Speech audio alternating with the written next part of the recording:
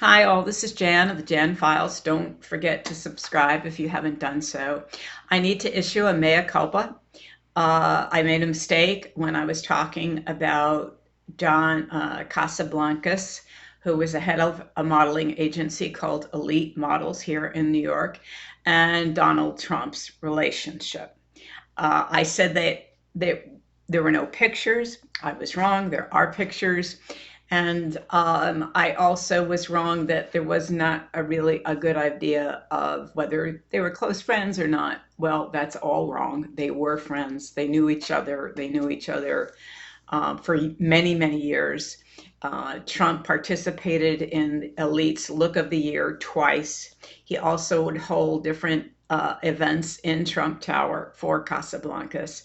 Now, Casablancas, to just give you, a reminder, founded Elite Models in Paris, was friendly with Jean-Luc Brunel, and who is also in Paris of Karen Models. And I talked to you about him and how horrible he was to models at the time, raping them, drugging them, offering them out for service, not letting them work unless they provided him with the sex and whatever else he might want them to do. And so that was Jean-Luc Brunel in Paris. John Casablancas was also in Paris at the time. He eventually came to New York and started Elite Models. Now, at the time, the biggest modeling agency was Ford Models, which was Eileen Ford's company. But Elite soon skyrocketed to the top because he created the supermodel. So the Naomi Campbell's, Heidi Klum, et cetera, et cetera. I mentioned that again in the last video. But what I need you to know, okay, and what we all should know is that John Casablancas was a sleazebag, okay? He was into young girls. He actually had an affair and moved in with a girl by the name, well, she's a woman now, obviously, Stephanie Seymour, at the age of 16. He was 41. She was 16. Okay. Um, he, I can't, and I'm not going to compare him to Epstein because I don't have any idea of the frequency or exactly what it entailed. But I am going to read you a couple excerpts, and I also wanted to document some of this information that I'm getting because the first thing, it comes from an article at Daily Kos written by a writer called Swedish Fish, the woman who wrote the first installment. There were never any other installments in 2016, became so harassed that she couldn't complete the entire series that she was going to do on modeling and Trump. It included obviously John Casablancas. So that's that's where I got a lot of this initial information. I also, she got her information, so I do want to document this too.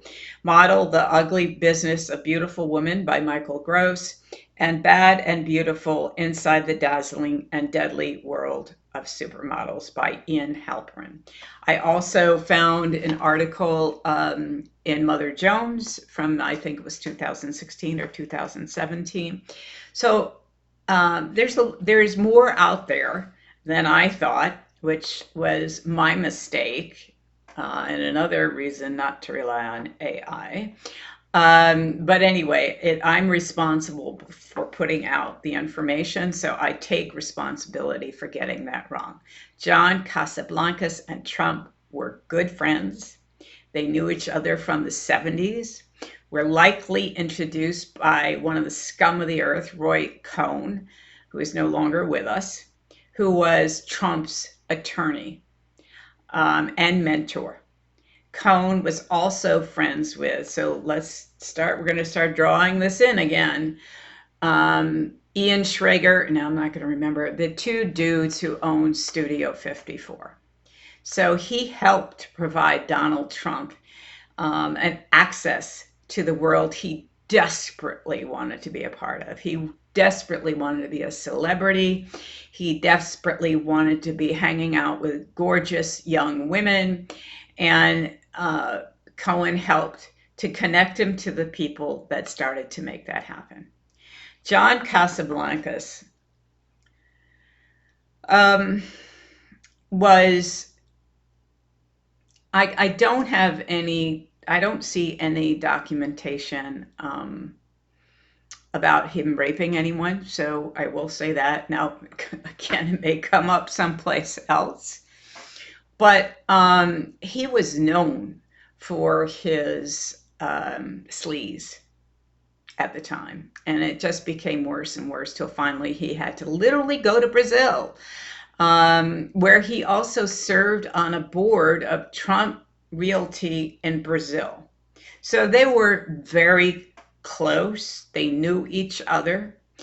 And in 1995, Donald Trump actually signed up Ivanka Trump to be a model at the age of 14 for elite models. So this idea that because he has denied it before that they barely knew each other is a lot of crap. And so he did know him. And this was the world, folks. Donald Trump was judged the elite look of the year twice. He used to hold parties and different things in Trump Tower for Casablancas. And this whole idea of the modeling world of young girls, of abuse of young girls, was all part and parcel of Casablancas, Jean-Luc Brunel, who was friends with Casablancas. Now, Casablancas actually, stay with me here, introduced Jean-Luc Brunel, who was the subject of the 60 Minutes show called American Girls in Paris, which was an expose on how they were being raped and drugged, and also provide services to other people through the model agency. So this was Jean-Luc Brunel. John Casablancas were friends in Paris before Casablancas come over. John Casablancas introduced Brunel to Jeffrey Epstein, who eventually ended up giving Brunel $1 million to start another modeling agency. This was already after the expose that 60 Minutes did in 1988. Okay? I also have read, and I'm just going to say I have read, so I can't document it, that there are calls in a call log between Brunel and Epstein and Brunel and Trump. So what they could have, whatever they said in the call, I have no notion of what said in the call. My point here is that these guys were all hanging around each other. Okay, they were going to the Victoria's Secret's big parties and the elite model parties and any of the big extravagant hangouts with celebrities. Studio 54 was that was the Studio 54 era, folks. And so they were all there. They were all together. And I don't believe, my opinion, I don't believe for a second that they didn't know what each one of them was doing.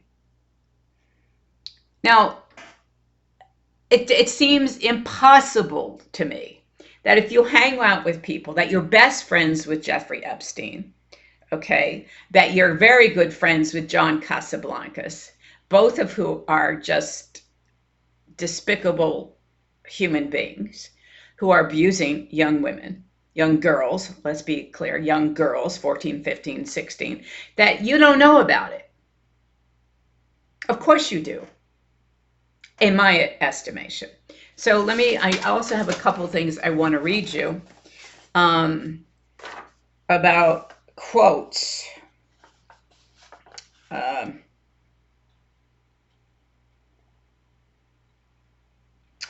So what I'm going to read you is this. Um, While Trump, this is a quote from the article I told you I found in Daily Post. While Trump said about his life as a not particularly involved husband and father, John Casablancas became a staple of the New York gossip circuit,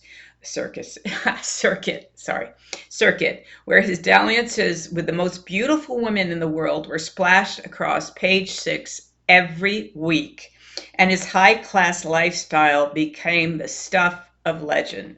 Casablancas, young, undeniably handsome, and increasingly wealthy, was no doubt the envy of many men at the time. Furthermore, he was untouchable during his glory days. Say that again.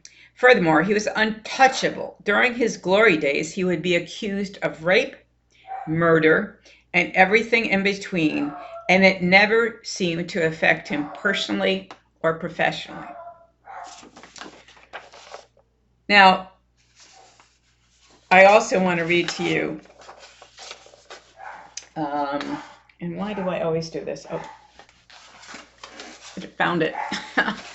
I like to make sure I'm trying to, read the actual what is being said versus my trying to screw it up and give it to you without reading it right off the page. So let me read you this. Casablancas opened Elite Model Management in 1972 with a roster of all-star talent, cementing his reputation as a top-tier agency. But within its first year, 2 of his top models were dead. The first was Paula Branken, who mysteriously dove out a window in a drunken state the night after she told friends she had been raped by a photographer. The next to die was Emmanuel Dano, who became hooked on drugs soon after signing with Elite. According to Casablancas, she was out for a late-night drive with several male friends when they attempted to rape her and fell out the moving car while trying to fight off her attackers. He said she died instantly. The story raised quite a few eyebrows, in part because it was John Casablancas who discovered her body lying in her own bed. In both cases, there was little police investigation, despite the suspicious circumstances of these deaths and the fact that the only explanation came from Casablancas. So I'm giving you this information. I want you to know about who Trump was hanging out with, who his friends were, where he spent his evenings, and what this nonsense that constantly is said, well, I didn't know them. I didn't really know him. We weren't that close. Oh, well, yeah, we broke up because, I'm using broke up because he stole Virginia Giuffre from him. No, Donald, that's not why you ended your relationship. And we really haven't gotten the story yet. It's all a pile of crap at this point. And the fact is that between John Casablancas and Jeffrey Epstein, who for sure we know you knew, and you knew well, that you were heavily involved with men who are abusing women. Okay? Involved with men who were abusing young girls. Now, I have quotes here somewhere, and I find them, then I lose them. But the point is, we all know what Trump has said over the years about his own daughter, which is disgusting. Okay? He said a lot of it on Howard Stern. This is on tapes, folks. This isn't me making crap up. He said it. He talked about his daughter as a sexual object. And he also talked about his personal Vietnam was all the sex he was having in the 70s. Okay, that was his personal Vietnam because he wasn't sure if he might have gotten a disease. So I'm telling you this, one, because I wanted to make sure that I cleared the air about John Casablancas and his relationship to Epstein, Jean-Luc Brunel, and Trump. Okay, they are all tied together, right? And two out of the four, I mean, Trump is the only one left alive, but Epstein and Brunel both committed suicide, or were supposedly supposedly died from suicide. And so there is so much there. There is so much there. And the idea that people are looking for a list of names is absurd. There's hard evidence. And that's what we need to focus on wanting to see. Hard evidence. Now it looks like they're going, targeting Bill Clinton. If he did this, then he should go down. I have no problem with anybody here. I don't care whether they're a Democrat or Republican, but damn that you use the FBI to actually redact Trump's name from the files. So, and here's my question, and I think that a lot of us need to start asking this. Where are the heroes? Where are the people who've seen this evidence? Why aren't there whistleblowers? Where's the FBI? I mean, yeah, maybe it's not your job to release the information, but there's something called being a whistleblower, right? Be a whistleblower. Find your courage. And they're men and women FBI agents, I know for a fact, who have seen this evidence. It's not just men, it's women too. Where are you? Where's your humanity? Do you have kids? Do you have a daughter? Just strike out names and then never say it, not do anything about it? I don't think that's what our justice system should be asking you to do. To redact the president's name from evidence that could implicate him. So, once again, I'm disgusted, I'm outraged, and stay tuned. As I've always said now, if I get something wrong, I will correct it. And somebody pointed this out, thank you, I think it was a commenter by the name of Virginia, who said, there are photos of John Casablancas. So I went, oh God, okay, good. And then I found them.